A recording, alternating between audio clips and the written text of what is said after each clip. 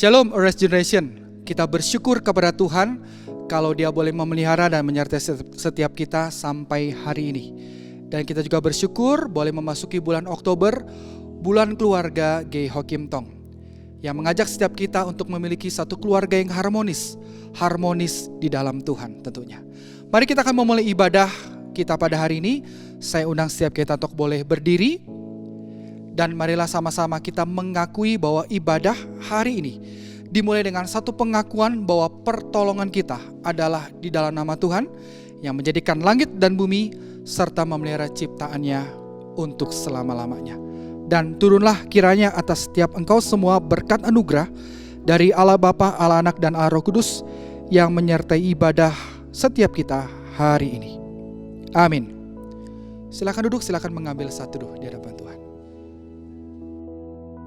Shalom teman-teman, Rise Generation, Rise for Him.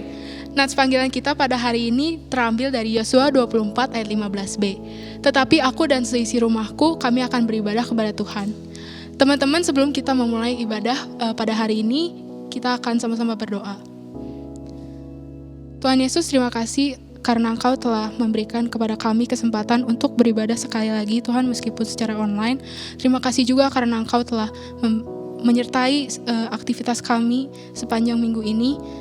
Tuhan, sebentar kami akan mulai beribadah. Tuhan, biarlah Engkau memberkati ibadah ini dari awal hingga akhirnya. Tuhan, kami juga ingin berdoa untuk keluarga. Tuhan, biarlah Engkau menyertai mereka, kesehatan mereka dan aktivitas mereka yang mereka lakukan selama pandemi maupun bekerja maupun di rumah. Tuhan, kami serahkan ibadah ini hanya ke dalam tangan Tuhan saja. Dalam nama Tuhan Yesus kami berdoa dan mengucap syukur. Amin.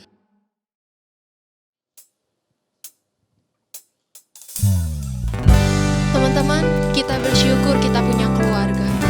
Bahkan kita bisa melayani Tuhan bersama keluarga. Bersama keluargaku melayani Tuhan.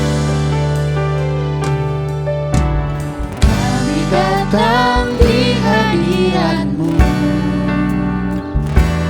dalam satu kasih dengan bersehati,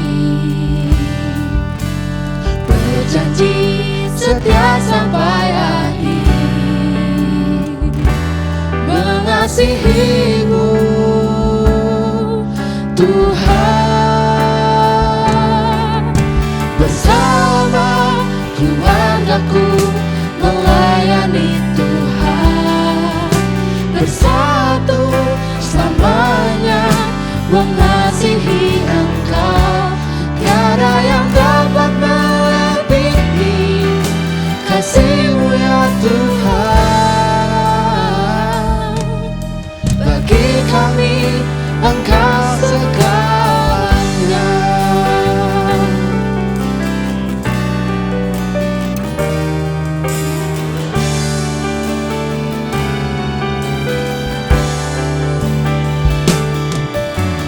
Kami datang di hadirat-Mu dalam satu kasih dengan bersehati, berjanji setia sampai akhir, mengasihi-Mu Tuhan. Bersama keluargaku melayani Tuhan, bersatu selamanya mengasihi Engkau. Tiada yang dapat melebihi kasih-Mu ya Tuhan. Bagi kami Engkau segalanya. Gelombang badai hidup coba menghalangi, namun kuasa Tuhan buka jalan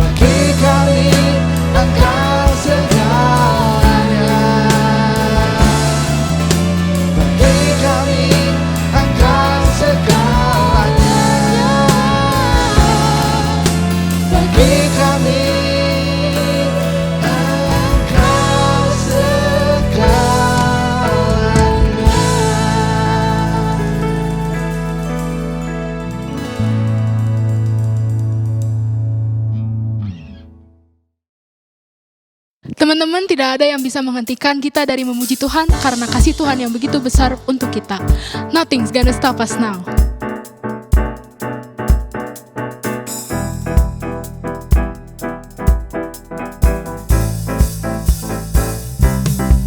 And I will sing of your love for me. In my life, you're my everything. Chains are broken, my eyes are open. You're my freedom now. You have called me out from the dark. Now I'm running into your light. Change my crying into dancing. My lips shall praise you now. Oh, oh, oh. We praise you now. Oh, oh, oh.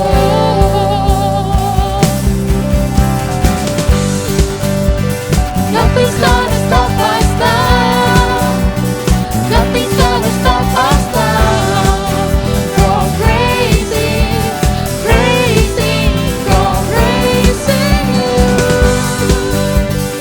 Nothing's gonna stop us now. Nothing's gonna stop us now. From praising, praising, from praising you. Oh, oh, oh. We praise you now. Oh, oh, oh.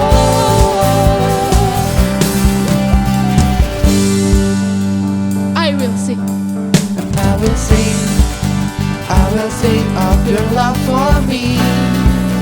In my life, you're my everything. Chains are broken, my eyes are open. You're my freedom now. You have called me out from the dark. Now I'm running into your light. You can change my crying into dancing. My lips shall praise you now. Oh, oh, oh. We praise you now. Oh, oh, oh.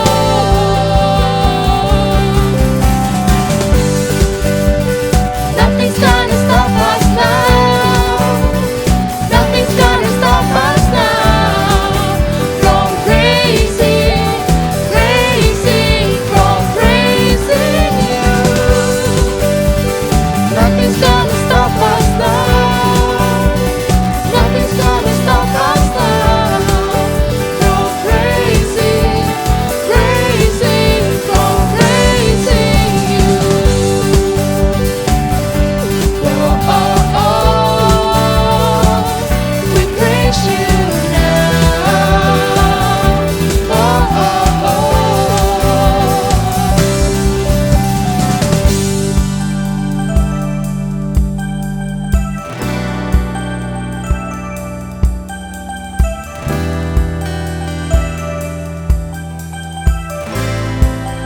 I'll praise you forever. I'll praise you forever. I'll praise you forever. With everything in me, praise the name of Jesus. I'll praise you forever. I'll praise you forever. With everything in me, praise the name of Jesus. I'll praise you forever. I'll praise you forever. With everything in me, praise the name of Jesus. I'll praise you forever. I'll praise you forever.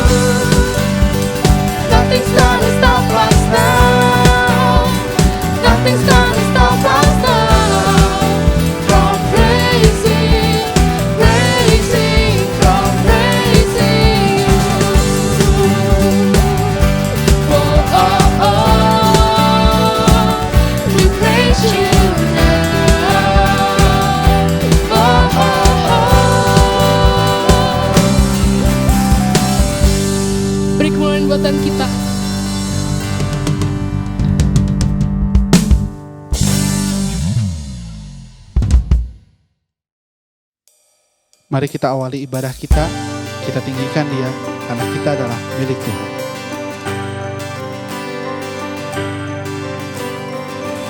Who am I that the highest King would welcome me? I was lost but He brought me in. All His love for me. Oh, His love for me.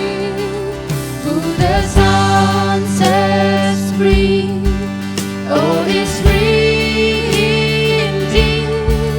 I'm a child of God, yes I am.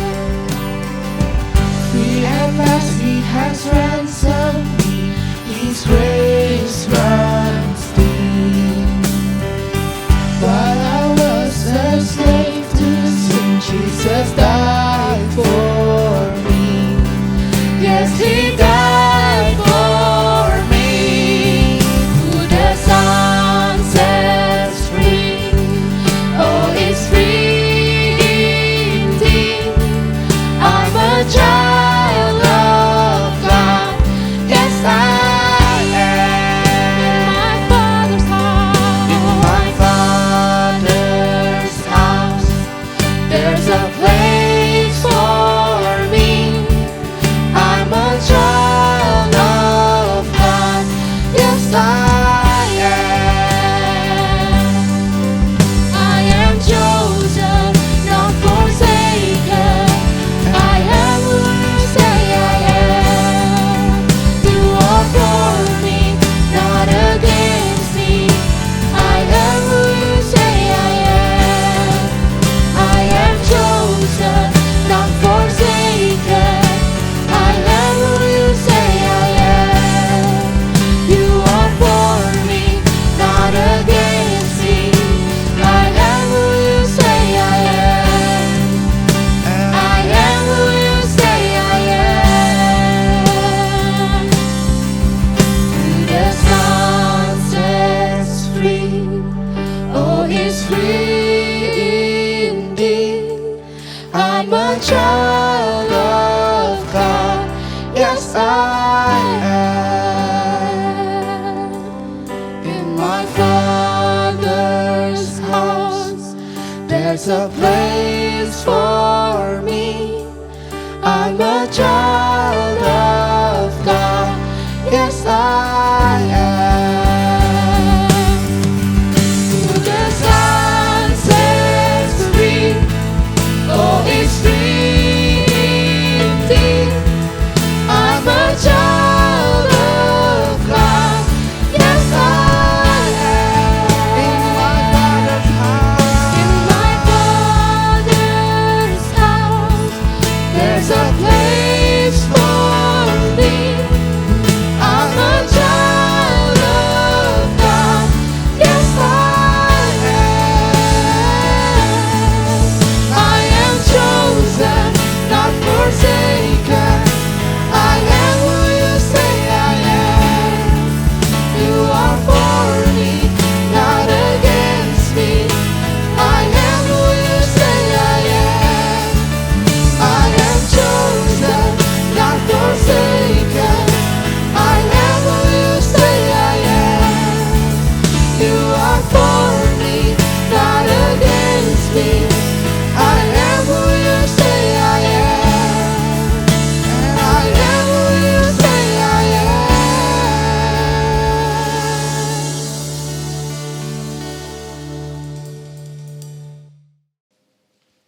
Shalom teman-temanku yang dikasih dalam Yesus Kristus. Kita bersyukur hari ini diberikan kesempatan untuk boleh beribadah secara online dan sebentar kita akan mendengarkan firman Tuhan. Mari sebelum kita mendengarkan, merenungkan firman Tuhan, mari kita mengawalinya dengan doa. Mari kita berdoa. Kami bersyukur Tuhan, Engkau memberikan kesempatan bagi kami untuk boleh menikmati ibadah, menikmati pujian, dan hari ini sebentar kami juga akan mendengarkan firman Tuhan.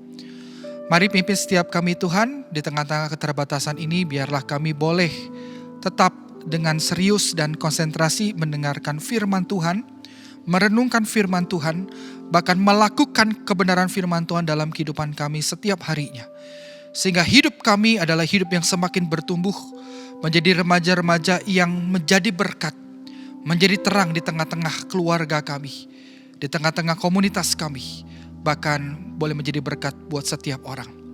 Mari pimpin kami Tuhan, sertai kami, dan kiranya firman Tuhan yang sebentar kami akan dengarkan ini sekali lagi mengingatkan bahwa kami, Tuhan ingin setiap kami boleh melakukan kebenaran firman Tuhan, boleh melakukan kasih itu, mengawali kasih itu lebih awal, sehingga penyertaan damai itu hadir di tengah-tengah keluarga kami. Terima kasih Tuhan Yesus, inilah doa kami, demi dan di dalam nama Tuhan Yesus kami berdoa. Amin, puji Tuhan. Firman Tuhan hari ini terambil di dalam dua bagian perjanjian baru. Yang pertama terambil dalam Efesus pasal yang kelima, ayat yang pertama sampai dengan ayat yang kedua. Saya akan membacakan bagian yang pertama ini. Sebab itu jadilah penurut-penurut Allah, seperti anak-anak yang kekasih, dan hiduplah di dalam kasih, sebagaimana Kristus Yesus juga telah mengasihi kamu dan telah menyerahkan dirinya untuk kita sebagai persembahan dan korban yang harum bagi Allah. Bagian yang kedua terambil dalam Kolose pasal yang ketiga, mulai dari ayat yang ke-18 sampai dengan ayat yang ke-20. Demikian firman Tuhan, hai istri-istri, tunduklah kepada suamimu sebagaimana seharusnya di dalam Tuhan. Hai suami-suami, kasihilah istrimu dan janganlah berlaku kasar terhadap dia. Ayat yang ke-20, hai anak-anak, taatilah orang tuamu dalam segala hal, karena itulah yang indah di hadapan Tuhan. Sejauh ini pembacaan firman Tuhan, berbagilah setiap kita yang boleh merenungkan, melakukan kebenaran firman Tuhan di dalam kehidupan kita setiap harinya. Teman-teman sadar atau tidak sadar, kita itu diberikan kemampuan oleh Tuhan, yaitu adalah berimajinasi. Nah, menurut beberapa penelitian ataupun para ahli mengatakan bahwa imajinasi itu adalah satu kemampuan untuk membentuk satu citra mental dari hal-hal yang tidak hadir secara fisik atau nggak pernah dilahirkan atau dicipta oleh orang lain, saudara. Nah, imajinasi ini seringkali disebut sebagai kemampuan kreatif dari pikiran manusia. Dan sadar atau nggak sadar, mengakui atau tidak mengakui, berimajinasi merupakan aktivitas yang sudah biasa kita lakukan sejak kita kecil. Waktu kecil misalnya saja kita merasa seperti jagoan, sebagaimana tokoh di film-film kartun yang kita tonton. Kita mengenakan sayap dan kita seolah seperti jagoan Superman yang bisa terbang, yang bisa melakukan berbagai macam kemampuan super lainnya. Atau mungkin bagi teman-teman juga berkata, ya saya juga bisa menjadi seperti putri cantik. Ya seperti tokoh komik atau tokoh kartun yang menjadi khayalan yang sering kali diidamkan oleh setiap anak-anak kecil pada saat itu. Nah, seiring beranjaknya dengan waktu dan usia, waktu kita masuk masa remaja, usaha ataupun upaya kita berimajinasi pun ternyata semakin beragam dan semakin banyak. Imajinasi ternyata gak hanya hadir ataupun datang dari apa yang kita lihat atau kita tonton, atau dari film-film, atau dari tayangan sinetron dan sebagainya. Tetapi sadar atau gak sadar kita juga mengimajinasikan situasi atau kondisi dari orang lain yang kita perhatikan, yang kita kagumi. Misalnya saja saudara, ketika Anda lagi sekolah, teman-teman lagi sekolah, Anda merasa berpikir bahwa hidup saya itu berarti, hidup saya itu dapat dikasih oleh orang lain, hidup saya itu bahagia kalau saya itu bisa main basket sejago teman saya, masuk tim pertama dalam tim sekolah saya, memenangkan pertandingan. Mungkin di antara kita juga berpikir bahwa saya itu bahagia, saya itu menjadi orang yang sangat bersuka cita kalau saya itu mempunyai banyak benda-benda yang gak pernah saya miliki hari ini. Saya memiliki mobil, saya memiliki handphone yang terbaru, saya memiliki sepatu yang baik, seperti teman saya. Nah, jadi intinya adalah kita berusaha mengimajinasikan sesuatu hal yang baru, sesuatu hal yang baik itu dari orang lain. Dan bahkan secara gak sadar juga kita mungkin berpikir, hidup saya itu bisa berarti, hidup saya itu bisa bahagia, hidup saya itu bisa mungkin penuh dengan sukacita kalau saya itu mempunyai keluarga seperti keluarga teman saya. Saya mempunyai papa mama seperti papa mama teman saya. Kita berusaha mengimajinasikan, kita berusaha membayangkan satu kondisi yang baik, satu kondisi yang indah seperti orang lain. Poin pentingnya di sini, bahwa di dalam imajinasi kita, bahwa kita itu berusaha mengharapkan sesuatu hal yang baik, sesuatu hal yang indah, sesuatu yang harmonis tentang sesuatu. Ya, baik diri kita ataupun juga kondisi ataupun juga keluarga kita. Kita berusaha mengharapkan sesuatu hal yang baik. Dan saya pikir itu juga yang diajarkan oleh firman Tuhan. Bahwa Tuhan itu menciptakan pada awalnya itu sangat indah sekali, bukan? Sangat baik sekali, bukan? Sangat sempurna sekali dan bahkan harmonis. Kalau kita memperhatikan Kejadian pasal 1, Tuhan menempatkan seluruh ciptaannya itu pada tempatnya.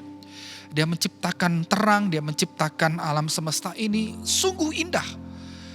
Dan dia juga menciptakan manusia itu juga menjadi gambar dan rupa Allah. Untuk menguasai seluruh alam semesta yang diciptakan sangat harmonis itu. Dan apa yang disampaikan dalam Kejadian pasal 1 itu bukanlah sekedar imajinasi. Bukan sekedar khayalan, tetapi adalah suatu hal yang real dan itu dinyatakan dan juga dijelaskan dan bahkan kita bisa tahu bahwa kita hidup saat hari ini oleh karena kita hidup diciptakan oleh Allah. Nah, teman-temanku di Tuhan, saudara, bahkan ketika jatuh di dalam dosa pun, Tuhan Allah itu gak berdiam diri. Ia tetap mengasihi manusia, ia tetap mencintai manusia berdosa. Dan bahkan kasih Allah yang besar itu, dia yang sempurna itu bukanlah sekedar impian belaka. Tetapi justru diwujud nyatakan, direalkan melalui kehadiran Tuhan Yesus yang berkorban dan mati menebus dosa manusia. Itu sebabnya Yohanes pasal yang ketiga ayat yang ke-16 berkata, karena begitu besar kasih Allah akan dunia ini, sehingga ia telah mengaruniakan anaknya yang tunggal, supaya setiap orang yang percaya kepadanya tidak binasa, melainkan beroleh hidup yang kekal. Jadi kasih yang besar itu, penyertaan Allah yang luar biasa itu dinyatakan melalui kehadiran Kristus. Allah yang hadir bersama dengan manusia. Jadi sederhana sekali, Tuhan itu menciptakan segala sesuatu hal baik. Bahkan ketika jatuh dalam dosa pun Tuhan tetap mengasihi manusia. Dan oleh karena kasihnya yang besar itu, sekali lagi, dia menganugerahkan, dia memberikan anak yang tunggal di dalam Yesus Kristus untuk mati, untuk berkorban, menebus kita dari hukuman dosa. Nah, saya pikir itu juga hal yang sama juga yang hendak disampaikan oleh Rasul Paulus di dalam suratnya. Baik kepada jemaat di Efesus ataupun juga jemaat di dalam jemaat Kolose. Di dua surat ini Paulus mau menegaskan bahwa keselamatan yang sudah dikerjakan oleh Tuhan Yesus, yang mana dahulu kita sudah mati karena dosa kita, tetapi karena Kristus kita telah hidup. Karena pengorbanan, karena kematian dan pengorbanan Kristus, kita telah hidup dan kita menjadi manusia yang baru. Jadi kehidupan Kristus, sekali lagi, jadi pengorbanan Kristus telah memberikan kehidupan baru dan menjadikan kita manusia yang baru. Dan dia ingin kita hidup secara nyata atau menyatakan kehidupan kita secara real juga dalam hidup ini.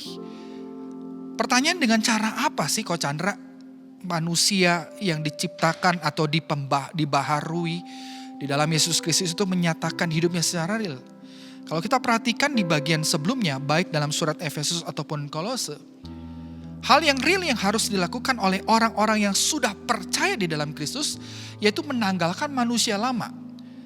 Menanggalkan kebiasaan lama itu. Manusia lama dengan terus-menerus mengenakan manusia yang baru.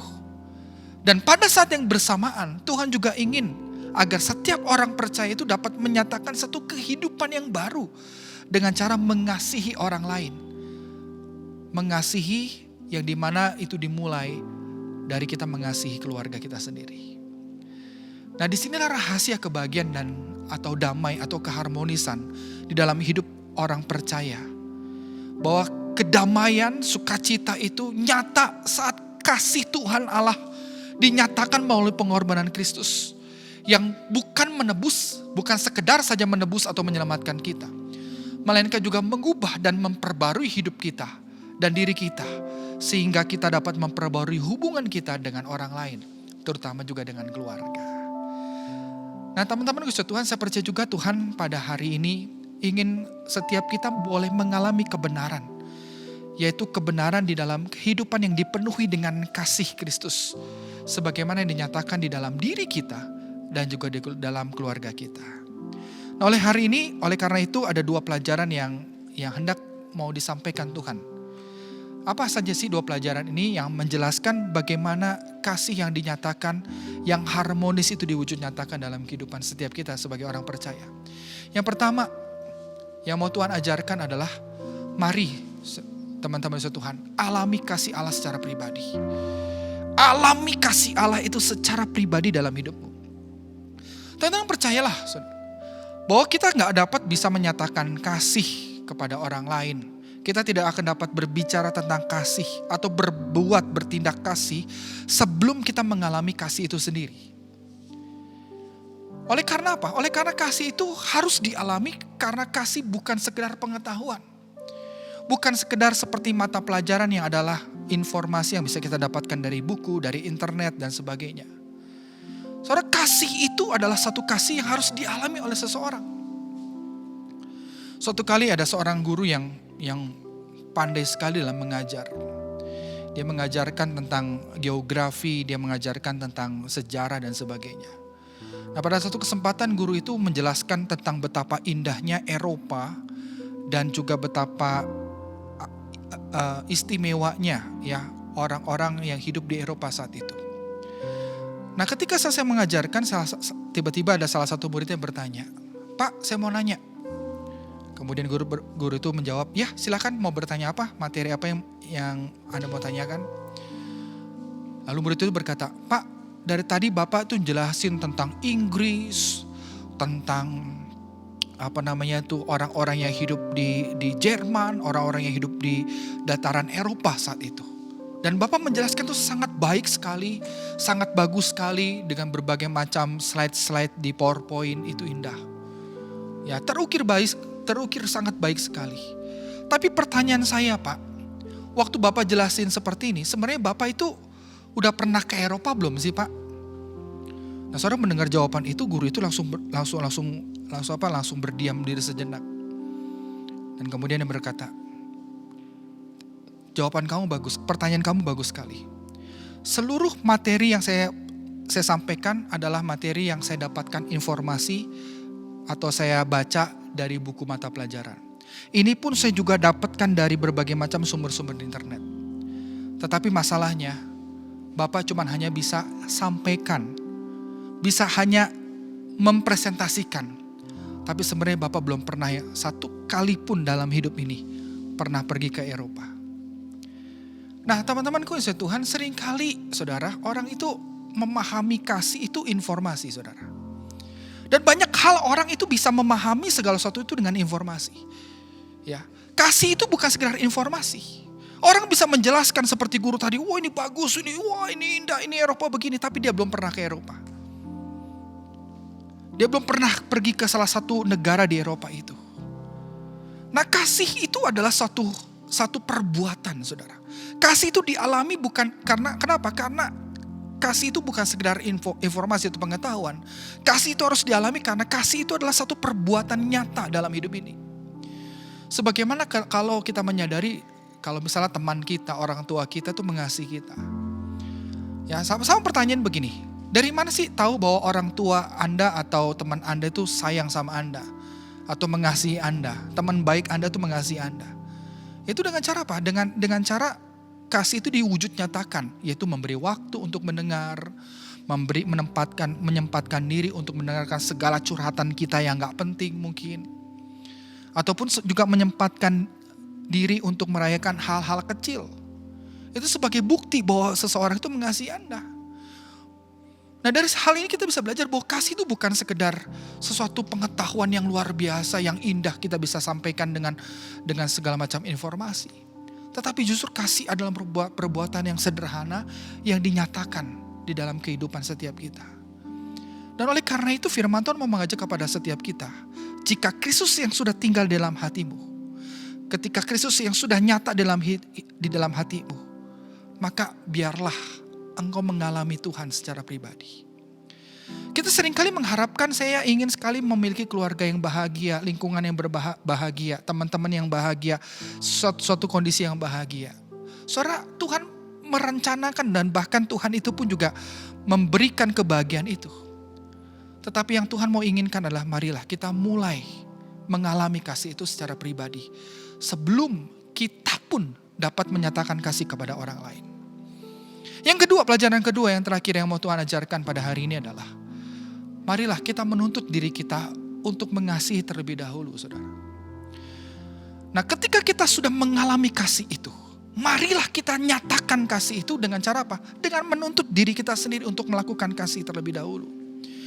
Nah, jujur saja harus diakui, kita seringkali punya kecenderungan untuk menuntut orang lain, ya, menuntut teman kita untuk jujur, menuntut teman kita untuk berbuat sama kita, ya, menuntut teman-teman kita untuk bisa mengerti kita dan sebagainya. Ataupun juga hari ini kita menuntut orang tua agar mereka dapat mengerti dan memahami kita, mengerti kenapa kita malas, memaklumkan kita ketika kita berbuat salah dan seterusnya. Karena kecenderungan kita sebagai manusia adalah berusaha apa, saudara?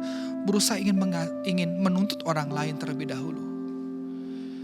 Nah, saudara, sadarkah di dalam bagian ini kita bisa belajar bahwa ketika Paulus menyatakan tentang karya dan kuasa Kristus yang dikerjakan di dalam hati seseorang dan orang tersebut harus membereskan dirinya sendiri, ya. Harus bisa dikatakan mengenakan manusia baru dalam Efesus ataupun Kolose. Barulah setelah itu Paulus menjelaskan peran masing-masing, baik istri, baik suami, baik anak-anak, agar mereka berperan sebagaimana adanya. Bagaimana seorang suami itu dapat mengasihi istri? Bagaimanakah seseorang istri itu dapat tunduk kepada suami? Dan bagaimanakah seorang anak-anak itu bisa taat kepada orang tuanya? Itu dengan cara apa? Dengan cara mereka berperan. Mereka mulai terlebih dahulu melakukan perbuatan baik tanpa menuntut sama yang lain. Tentu ada sebuah cerita klasik, sebuah cerita lama, ya, yang menceritakan tentang kehidupan rumah tangga, keluarga. Nah, di cerita ini dijelaskan ada satu keluarga, ya, suami istri yang tinggal, ya, pasang suami istri yang tinggal sama orang tua dari suaminya, ya. Nah, ini dalam hubungan rumah tangga mereka itu waktu menikah sebulan, 2 bulan, masuk setahun, masuk 2 tahun, mulai rasa nggak enak atau nggak nyaman itu terjadi. Nah, hubungan istri ini sama mertuanya ini, ya, atau sama mama daripada suaminya ini, atau mertua lah kurang lebih begitu, itu sering kali cekcok, saudara. Ketika di rumah itu dilihat ada bagian yang gak bersih misalnya, yang disalin siapa? Yaitu adalah si istri ini. Selalu dimarahin, saudara. Ada sedikit yang gak enak, makanan kurang garam, dimarahin lagi. Ada pakaian yang lupa dicuci, dimarahin. Waduh, dia tuh saking keselnya sang istri ini tuh berkata, aduh, kenapa kok saya menikah sama kamu ya, terus tinggal sama mama kamu lagi, aduh sengsara hidup saya. Nah, di dalam kesengsaraan itu dia curhat sama salah satu temannya. Nah, ketika dia lagi ngobrol sama teman berkata, saya punya satu solusi loh untuk menyelesaikan persoalan kamu. Oh, gimana caranya tuh? Caranya begini, saya bisa buat mertua kamu tuh cepat, tanda kutip ya, cepat meninggal. Kok jahat begini? Iya, nggak apa-apa. Mau nggak? Mau deh. Biar cepat meninggal ya, supaya nggak ada tuh si mertua saya, supaya nggak dia nggak ngomel-ngomel lagi. Caranya gimana? Nih, saya kasih nih satu semacam, ada di botol itu ada kayak semacam butiran-butiran yang menyerupai garam. Dia bilang, ini buat apa? Nih, ini berikanlah ke masakan ketika kali kamu masak ya, berikan ini ya. Dan racun ini nih, dia bilang gitu ya, racun itu racun yang sangat spesial. Karena ketika orang itu makan dengan racun ini, orang itu gak langsung meninggal. Tapi meninggalnya pelan-pelan dan nantinya meninggalnya dengan damai. Gak terdiagnosa ini sakit apa dan sebagainya. Waduh, sang istri itu langsung berkata, oh thank you ya. Dia ambil ya, kemudian dia mau pulang. Nah, sebelum pulang temannya berkata, tapi satu syarat. Syaratnya apa? Setiap kali kalau kamu ketemu sama mertua kamu, ya, ketika mertua kamu mulai marah, jangan balas dengan wajah yang jutek. Balas dengan wajah yang senyum, wajah yang semeringah, ya. Dan selalu katakan kalimat yang baik. Dan setiap kali kamu masak, masaklah yang paling enak. Dan ketika kamu enak, kasihlah bumbu ini makin lagi enak dan makin nggak kerasa racunnya. Dan percayalah racun ini akan makin lama akan membunuh si mertua kamu. Waduh, dia bilang, oke sip. Nah, kemudian akhirnya dia pulang ke rumah dan kemudian dia lakukan prosedur-prosedur yang sudah dia dapatkan itu. Ketika mertuanya itu ya, mama dari suaminya itu tiba-tiba marah, biasanya tuh mukanya jutek, saat itu dia mukanya langsung senyum. Iya ma, sorry maafin saya ya, saya gak mau begini lagi, saya akan cuci baju dengan baik lagi, saya akan bersihkan dengan baik lagi. Wah, sang mertua bingung, kok biasanya menantu saya itu yang setiap kali saya ngomelin tuh tiba-tiba jutek, kok sekarang berubah ya. Terus kemudian waktu dikasih masak, saudara dikasih bumbunya itu, ya masakannya enak banget. Kok jarang sekali ya ini menantu saya itu masak, biasanya gak seenak ini, kok makin lama makin enak nih. Nah sehari demi sehari, kemudian mulai seminggu, mulai 2 minggu, ternyata teman-temanku ini Tuhan, si mertua yang ganas ini, yang garang ini, yang cerewet ini, itu juga ikut berubah. Nah ketika dia mulai berubah, si mertua ini berubah, si istri ini langsung berkata, aduh cilaka nih. Kok kenapa ya mertua saya malah berubah? Dulunya cerewet, dikit-dikit ngomentarin, tapi sekarang berubah loh. Dia nggak lagi jutek sama saya, nggak cerewet lagi sama saya. Aduh, ini racunnya udah setiap hari saya kasih. Ini gimana nih? Nah, dengan keadaan khawatir itu si istri langsung datang ke temannya dan berkata, aduh, tolong dong saya minta penawarnya. Loh, memang kenapa? Ya, karena saya udah kasih itu racun itu di wajan makanan yang setiap kali saya masak yang paling enak. Dan ketika saya melakukan prosedur-prosedur yang kamu bilang, saya tuh senyum, gak boleh marah, gak boleh jutek dan sebagainya. Akhirnya mertua saya yang dulunya juga nyebelin, yang cerewet, berubah juga. Tolong dong saya minta penawarnya, saya gak mau mertua saya itu meninggal. Kok mertua saya kok berubah ya, luar biasa. Nah dengan senyum si menantu itu, temennya itu berkata, kamu tahu gak? Bumbu atau obat racun yang saya kasih ke kamu itu sebenarnya bukan racun. Oh, jadi apa dong? Itu sebenarnya hanya penyedap makanan doang kok. Oh, terus racunnya di mana? Racunnya nggak ada. Loh, kalau begitu, maksudnya kamu nipu saya? Saya nggak nipu kamu. Racun itu bukan ada di bumbu ini atau di tempat racun obat yang saya kasih itu. Tapi racun yang terdapat itu di mana? Di hati kamu. Di mana kamu itu egois. Gak mau berusaha untuk mengasihi orang mertua kamu lebih dahulu. Nah itulah membuktikan bahwa kita sering kali menuntut mertua kita, menuntut orang lain seperti ini, seperti itu. Kita gak pernah menyadari bahwa ketika kita melakukan kasih terlebih dahulu, maka ada kuasa Allah yang dinyatakan, ada satu perubahan yang dinyatakan. Nah cerita ini memang cerita yang sudah lama dan mungkin teman-teman sudah pernah dengar itu dalam ketika ada pengkhotbah dan sebagainya menceritakan hal ini. Tapi di cerita ini kita bisa belajar bahwa ternyata seringkali kita egois, bukan? Kita berusaha menuntut orang lain, kita berusaha menginginkan orang lain berbuat baik sama kita. Tapi sebenarnya perbuatan baik itu bisa terjadi, orang itu bisa berbuat baik sama kita. Kalau kita pertama kali berbuat baik terlebih dahulu, bukan? Dan percayalah, damai, sukacita, sejahtera itu bisa terjadi saat kita mau hidup dan taat di dalam firman Tuhan. Dan hari ini saya nggak tahu apa yang terjadi di dalam keluarga Anda hari ini. Mungkin papa mama nggak peduli sama Anda. Mungkin keluarga, adik, kakak itu nggak mengerti Anda. Tapi firman Tuhan mau mengajak kepada kita, ayo kasih Allah yang sudah kau rasakan, pengorbanan Kristus yang telah dinyatakan di dalam Yesus Kristus. Mari kita nyatakan dengan cara apa? Dengan cara marilah kita tuntut diri kita sendiri untuk belajar mengasihi terlebih dahulu. Dan percayalah, kasih, sukacita, damai itu pasti akan terjadi. Ketika Anda ingin berbuat baik sama orang lain, ketika Anda ingin diperlakukan baik sama orang lain, marilah kita mengawali dengan berbuat baik terhadap orang tersebut. Amin. Teman-teman, saya akan menutup firman Tuhan bagian ini dengan satu cerita terakhir yang menjelaskan bagaimana Tuhan itu bekerja di dalam kehidupan seorang remaja yang taat pada firman Tuhan. Suatu waktu saya pernah melayani satu gereja di mana saya melayani remaja dan ada satu remaja yang sangat baik. Dia sangat aktif dalam ibadah, menjadi pengurus dalam satu komisi remaja di gereja tersebut. Dengan berjalannya waktu, kita sering kali PA, kita sering kali belajar sama-sama, sharing dan sebagainya. Dan saya bersyukur untuk kehadiran seorang remaja ini di gereja kami, ya di gereja itu saat itu. Nah sampai suatu kali remaja ini datang kepada saya dan dia dalam pergumulan besar. Dia mengatakan, Ko Chandra, saya dalam pergumulan besar nih. Oh, saya bilang kenapa?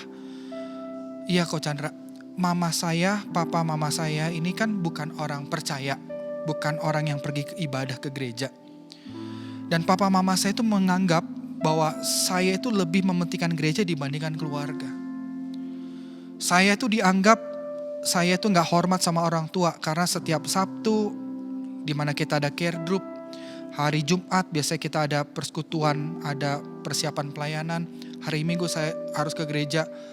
Itu dianggap saya selalu mengutamakan gereja dibandingkan mengutamakan orang tua.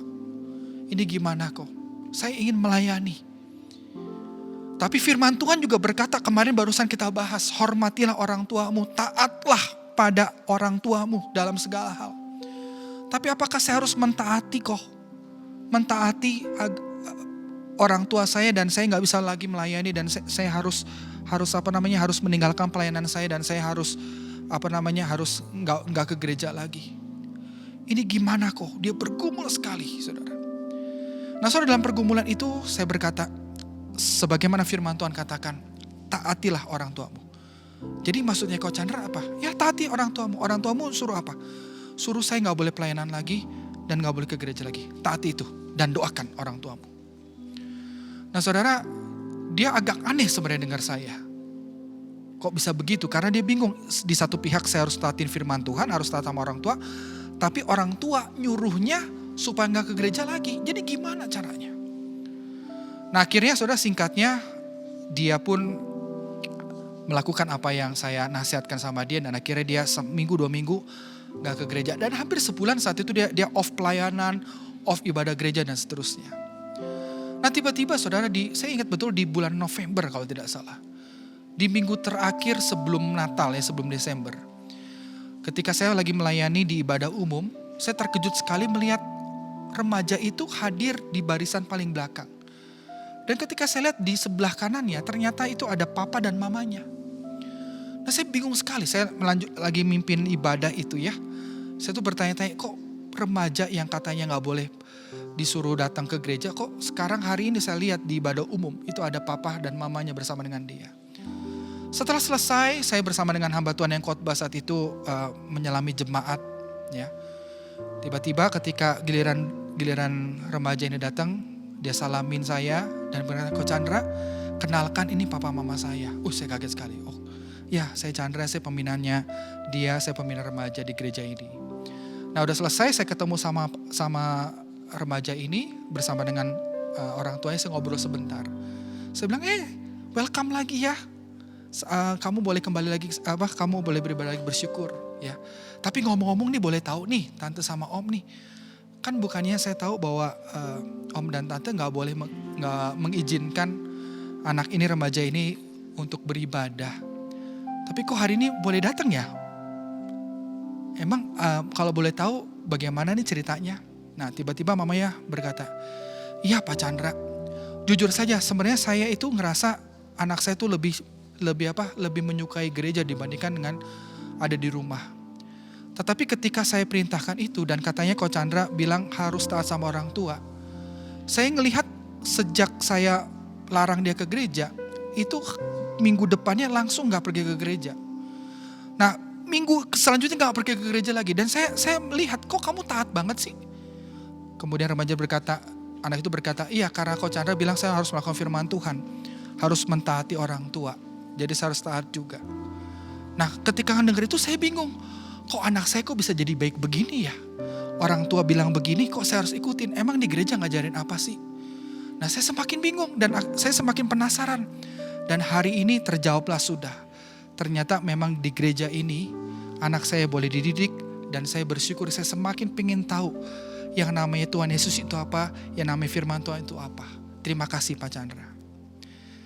Teman-temanku yang dikasihi oleh Tuhan, cerita ini cerita yang sederhana sih sebenarnya. Mungkin juga terjadi di antara kita. Tapi di sini kita bisa belajar bahwa ketika kita hidup di dalam firman Tuhan, melakukan firman Tuhan, taat pada firman Tuhan, maka ada kuasa Allah yang dinyatakan di dalam hidup Anda. Mungkin keluarga Anda gak harmonis. Mungkin keluarga Anda hari ini tidak seideal yang Anda pikirkan. Tetapi ketika Anda hidup di dalam doa, mendoakan papa mama Anda, taat pada perintahnya, taat pada apa yang menjadi naskahnya, percayalah, ada harmonis, sukacita akan terjadi. Dan itu real, itu bukan imajinasi. Dan itulah yang juga Tuhan sediakan buat setiap kita.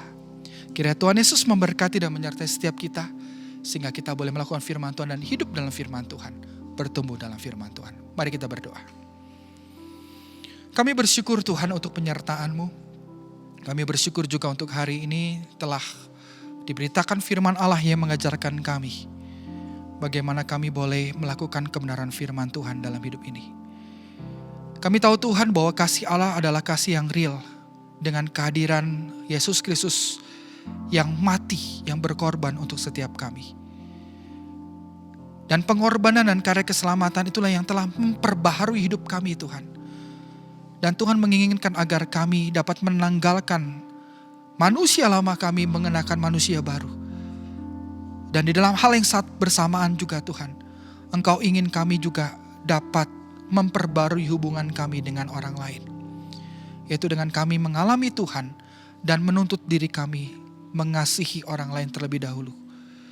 Tuhan Yesus, ampuni kami kalau hari ini kami kerap kali menuntut orang lain, menuntut keluarga kami, menuntut papa mama kami untuk mengerti kami. Menuntut mereka untuk mengasihi kami. Tapi hari ini kami belajar Tuhan, karena kasih Allah yang telah ada dalam hidup kami, biarlah kami memberikan kasih itu lebih awal Tuhan, lebih dahulu. Sehingga maka kasih Allah akan dinyatakan. Dan keluarga kami boleh dimenangkan. Keluarga kami boleh terjalin dan dipenuhi oleh karena kasih daripada penyertaan Tuhan saja. Terima kasih Tuhan Yesus, mari pimpin kami dan sertai kami. Kiranya Tuhan boleh bertatah di dalam kehidupan dan juga dalam keluarga kami. Demi dan di dalam nama Tuhan Yesus kami bersyukur dan kami berdoa. Amin. Tuhan Yesus memberkati. Mari kita sama-sama bangkit berdiri. Kita mau sama-sama mengikrarkan pengakuan iman kita. Pengakuan iman rasuli.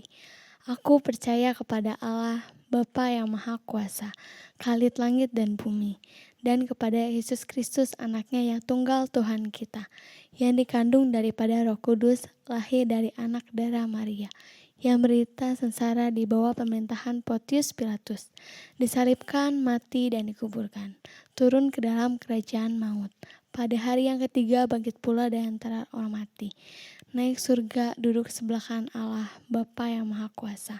Dan dari sana ia akan datang untuk menghakimi orang yang hidup dan yang mati. Aku percaya pada Roh Kudus, gereja yang kudus dan am, persekutuan orang kudus, pengampunan dosa, kebangkitan orang mati dan hidup yang kekal. Amin.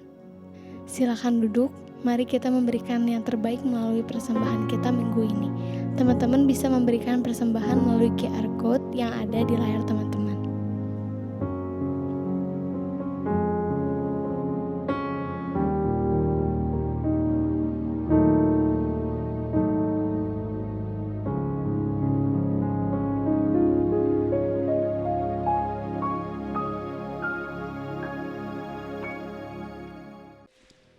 Mari teman-teman, saya undang setiap kita untuk sekali lagi berdiri.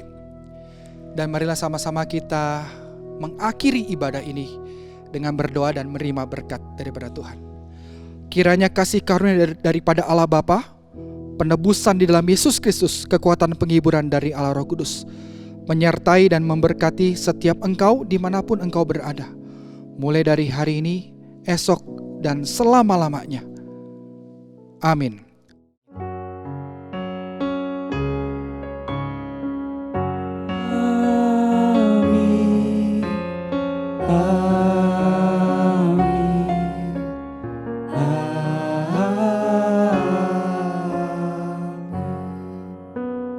Silakan duduk, teman-teman, ambil waktu teduh. Ibadah kita selesai, Tuhan berkati. Hello Race Generation, Happy Sunday, God bless you ya. Semoga kita semua dapat berkat dari ibadah hari ini. Mau ngingetin buat kita dan teman-teman semua, persembahan bisa diberikan lewat QR Code yang tersedia dan juga rekening yang tersedia. Oh ya kok, dalam rangka puncak bulan keluarga, minggu depan ibadah kita digabung dengan umum dan anak-anak di YouTube channel GI Hok Imtong. Berarti nggak ada ibadah di Race Generation? Iya, kita ibadahnya digabung sama GI Hok Imtong. Oh iya, ada satu info lagi nih. Apa tuh kok? Bahwa ada seminar yang berjudul Silent Cry. Itu akan diadakan tanggal 31 Oktober jam 2 siang. Itu acaranya menarik loh, Sa. So, jangan lupa buat teman-teman buat daftar. Nanti infonya akan tersedia di layar teman-teman. Betul. Nah, kita nggak pernah lupa buat ingetin kalian buat terus pantengin semua media sosial kita di Instagram, OA-Line, dan YouTube channel ini ya teman-teman. Dan jangan lupa buat di like dan di subscribe. Satu lagi, Sa, yang jangan lupa. Apa tuh kok? Jangan lupa untuk saat teduh setiap hari dan bertumbuh dalam CG masing-masing. See you guys next week. Race Generation, Rise for Him.